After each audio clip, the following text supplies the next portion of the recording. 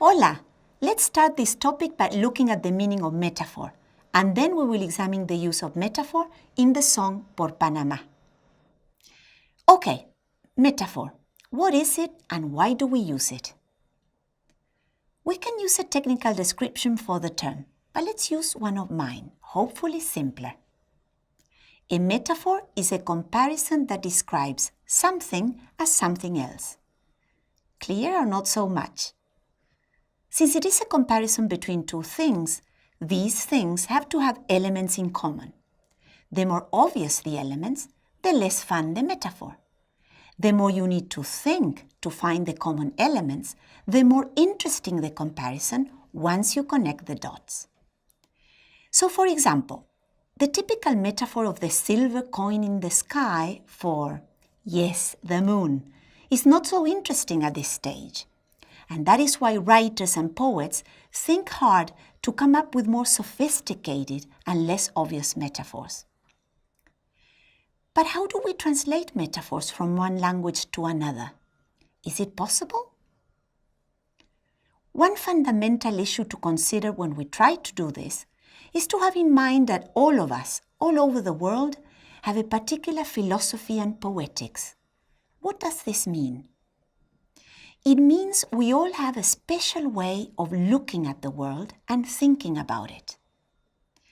For example, New Zealand, where I live, belongs to what is called the Western tradition, based on classical Greek and Roman cultures, the Bible, and the Jewish tradition. In Latin America, our poetics has also been influenced by the rich worldviews of native cultures.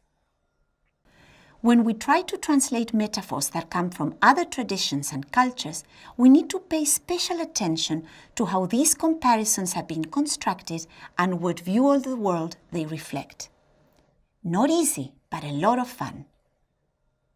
Now let's see if we can find some metaphors in Por Panamá, another song by Rómulo Castro that speaks about the future of the country once the Panama Canal was given back to them.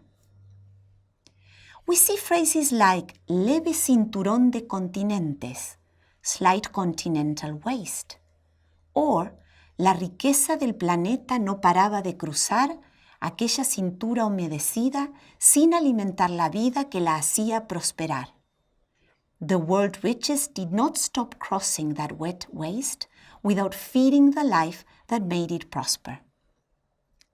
What is this metaphor referring to? Why is life not being fed?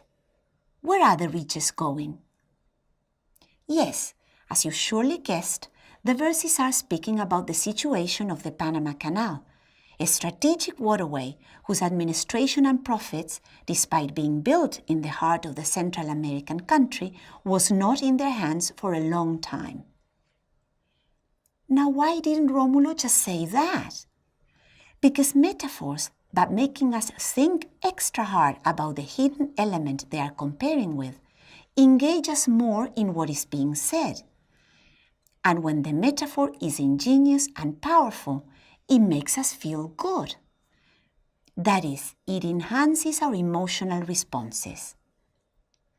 Is this useful to deliver political messages?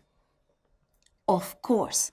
This is what is called the evocative power of language, because it engages our imagination and our emotions, as we have surely experienced through passionate romantic letters, moving speeches, good fiction, or acting, singing, or dancing.